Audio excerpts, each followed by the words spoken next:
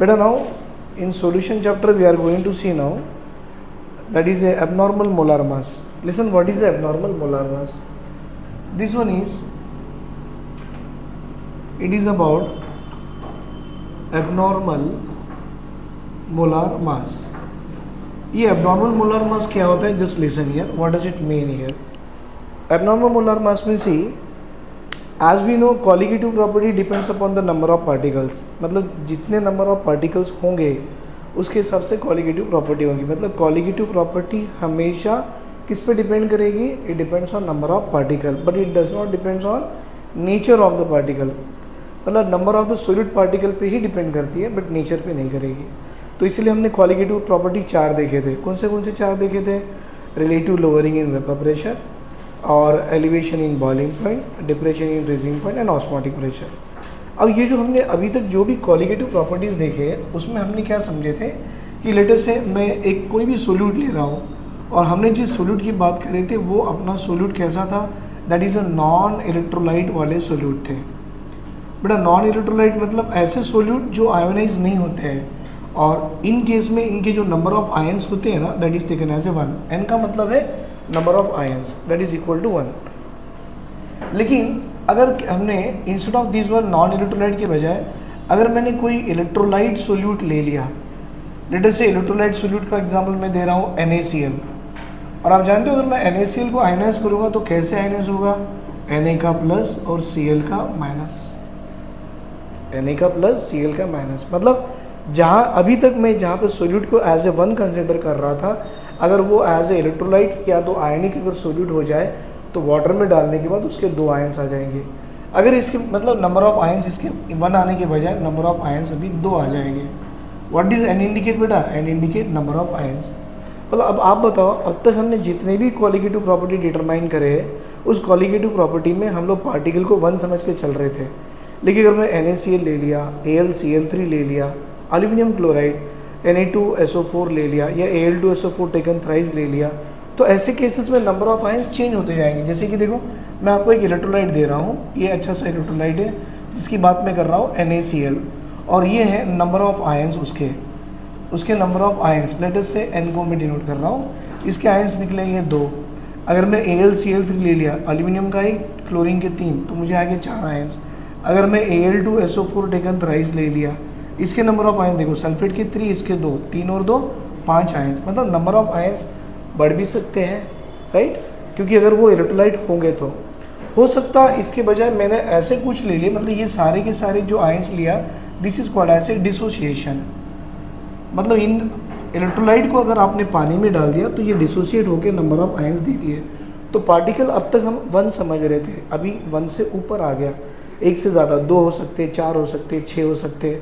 तो ऐसे केसेस में हमको क्या करना पड़ेगा बेटा?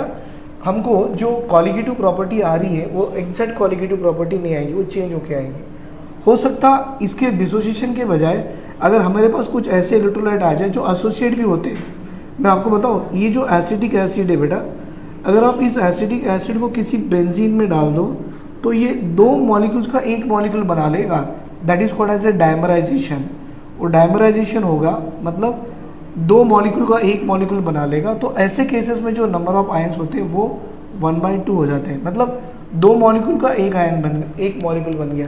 मतलब एसिटिक एसिड के बीच में हाइड्रोजन बॉन्डिंग बना के 1 मॉलिक्यूल बन जाएगा. मतलब हो सकता एक कंपाउंड के 2 आयन बने, एक कंपाउंड के 4 आयंस बने, एक कंपाउंड के 5 आयन बने, मतलब डिसोसिएट हो गया. हो सकता 2 मॉलिक्यूल्स का 1 आयन बन जाए, तो इसको बोलते हैं एसोसिएशन. ये जो कंसेप्ट है बेटा डायमरेशन वाला, इसको बोला जाता है एसोसिएशन. मतलब कुछ इलेक्ट्रोलाइट आपके ऐसे होते हैं कि जो एसोसिएट होंगे, मतलब नंबर ऑफ आयंस कम होंगे.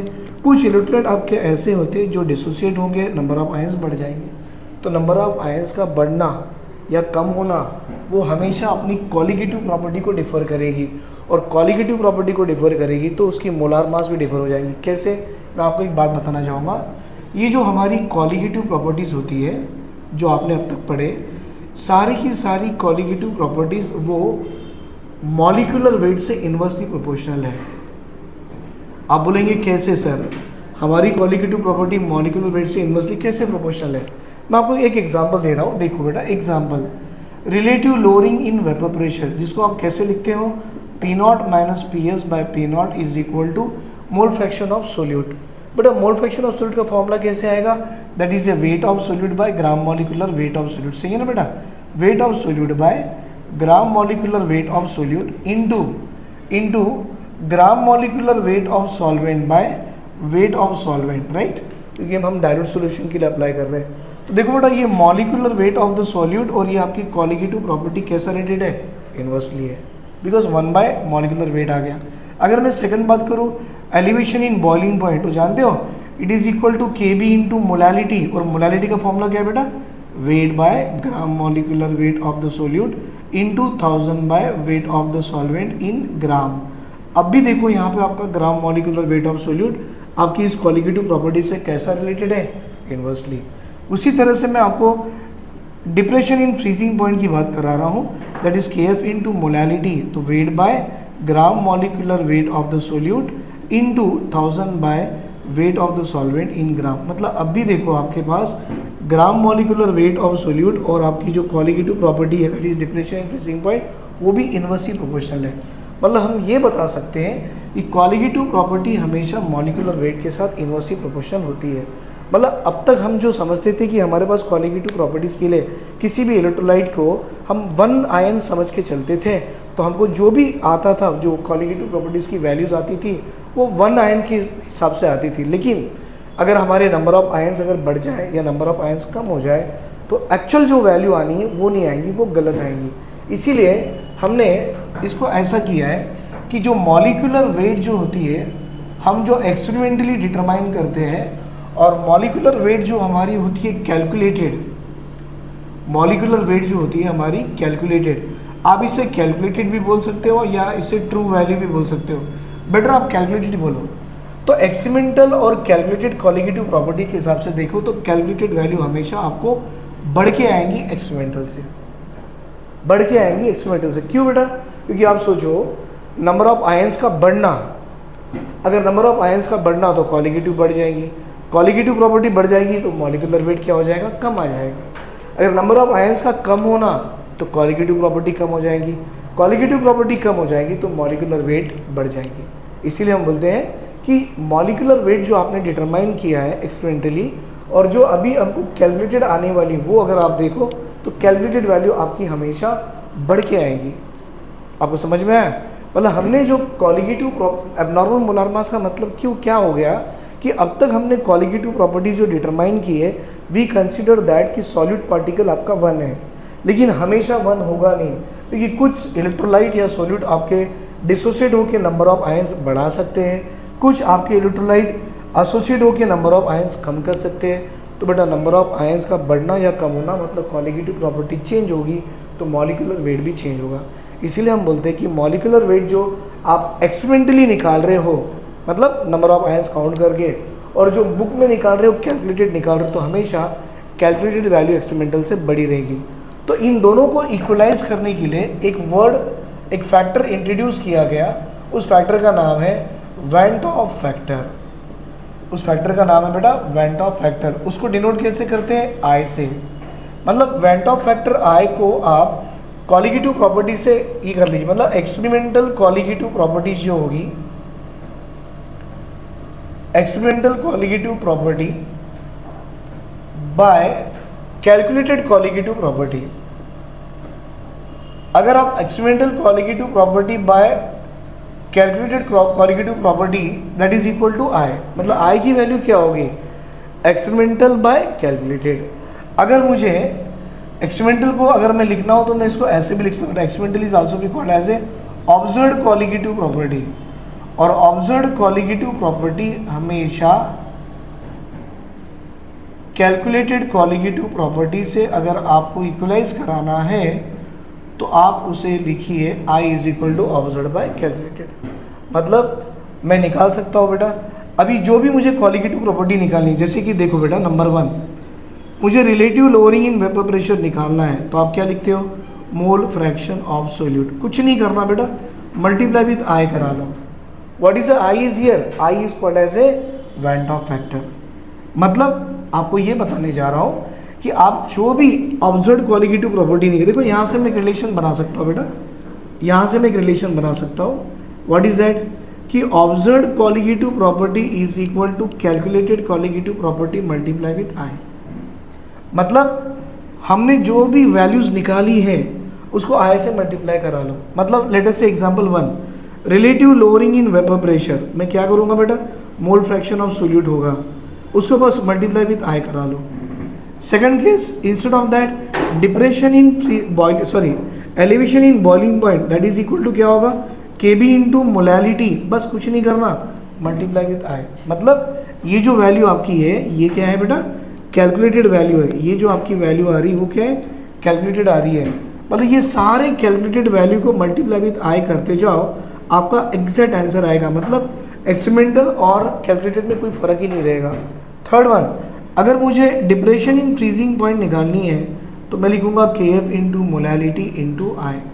अगर मुझे ऑस्मोटिक प्रेशर निकालनी है that is equal to C S into T into I. तो देखो सारे कॉलिगेटिव प्रॉपर्टी को मैंने आई से मल्टीप्लाई करा लिया, राइट? मैंने आई से मल्टीप्लाई करा लिया और आई है क्या? When top factor. अब बात आती है सर आई निकालते कैसे है? देखो बेटा आई निकालते कैसे? तो मैंने अभी आपको बताया. पहले आपको देखना है कि आपका जो इलेक्ट्रोलाइट है वो डिसोसिएट हो रहा या वो आयोनाइज हो रहा. अगर वो डिसोसिएट हो रहा तो ये फॉर्मूला लगाना, alpha is equal to I minus 1 by N minus 1. Sorry बेटा, alpha is equal to 1 minus I by N minus 1. अगर वो आपका इलेक्ट्रोलाइट एज ए एसोसिएट हो रहा, नंबर ऑफ आयंस कम करा रहे हैं, तो alpha is equal to 1 minus I by 1 by N minus 1. ये है अल्फा की वैल्यू. और अल्फा है क्या आपका? यहाँ पर डिग्री ऑफ डिसोसिएशन है. Alpha is a degree of dissociation. वो देता है वहाँ पे 10%, 20%, 40%. आई क्या है? When top factor. एन क्या है बेटा? Number of ions. एन क्या होंगे यहाँ पे हमारे? Number of ions. अब इसके ऊपर मैं आपको एग्जांपल्स करा. तो यहाँ पर बेटा हमने जो लिए ना, ये जो कॉलिगेटिव प्रॉपर्टीज निकालने के लिए ऑस्मोटिक प्रेशर एंड ऑल, सब में आई से मल्टीप्लाई किए. तो ये आई कहाँ कहाँ यूज होता है? देखिए, अगर आपका इलेक्ट्रोलाइट डिसोसिएट हो रहा है तो फॉर्मूला लगाना बेटा, alpha is equal to I minus 1 by N minus 1. अगर वो एसोसिएट हो रहा है, नंबर ऑफ आयंस कम हो रहे हैं, एसोसिएट हो रहा है, तो alpha is equal to I minus 1 by N minus 1.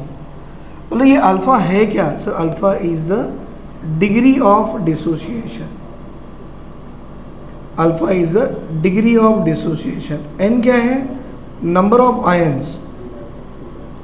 बेटा नंबर ऑफ आयंस देखो मैं आपको यही बताया, NaCl के आयंस 2, AlCl3 के 4, Al2SO4 के 5. अच्छा आपको लगेगा NaCl के 2 कैसे आए? देखो बेटा Na का प्लस Cl का minus, number of ions 2. AlCl3 aluminium plus 3, chlorine के 3 माइनस, 3 प्लस 1 4. एल्यूमिनियम सल्फेट बेटा एल्यूमिनियम प्लस 3 और SO4 माइनस 2.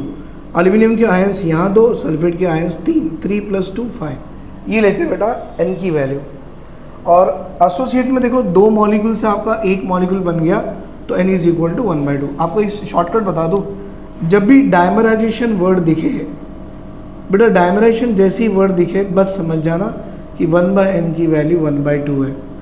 अगर आपको ट्राइमराइजेशन का वर्ड दिखे, ट्राइमराइजेशन मतलब 3 मॉलिक्यूल मिलके एक बना लिया, तो 1/n की वैल्यू आपने 1/3 लगा लेना है. ये आते हैं आपके एसोसिएशन वाले केस में. और यहाँ से आपको अल्फ़ा दे के होगा तो आई की वैल्यू मिल जाएगी.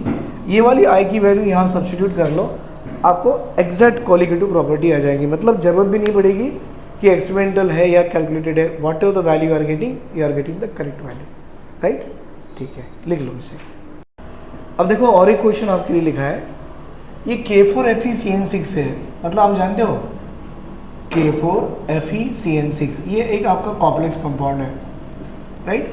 Fe की वैलेंसी यहाँ पर +2 आती है, मतलब पोटेशियम हेक्सासाइनोफेरेट करके आएगा, राइट? इसको अगर मैं आयनाइज करूँगा तो ये जो स्क्वायर ब्रैकेट के बाहर जो आयंस होते हैं ना उसे काउंटर आयंस बोले जाते हैं. तो आयंस कितने आएंगे? ये 4K+ आ जाएगा. और बाकी आपका स्क्वायर ब्रैकेट है वो एज इट इज़ ही होता है FeCN6. अब देखो ये +4 है तो ये -4 है. मतलब इसको देख के मैं नंबर ऑफ आयंस लिखूँ कितने? K के आयंस 4 है और ये पूरा कॉम्प्लेक्स आपका 1 है, 4 + 1 = नंबर ऑफ आयंस कितने आ गए 5। बेटा नंबर ऑफ आयंस तो 5 आ गए।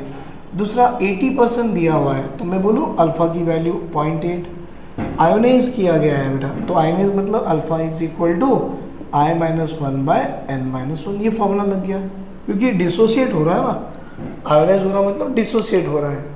तो अल्फा की वैल्यू 0.8 है, आई की वैल्यू निकालनी है, एन की वैल्यू 5 - 1 4, राइट, 8 × 4 32 3 ऐसे आएगा ना बेटा, 0.8 इंटू लिख दो यहाँ 0.8 = I - 1, 5 - 1 मीन्स 4, यहाँ मल्टीप्लाई करा लो, 0.8 × 4 = I - 1, 8 × 4 32 3.2 = I - 1, मतलब 3.2 + 1 = I। तो देखो बेटा I की वैल्यू आ रही 4.2, वेंट ऑफ फैक्टर = 4.2।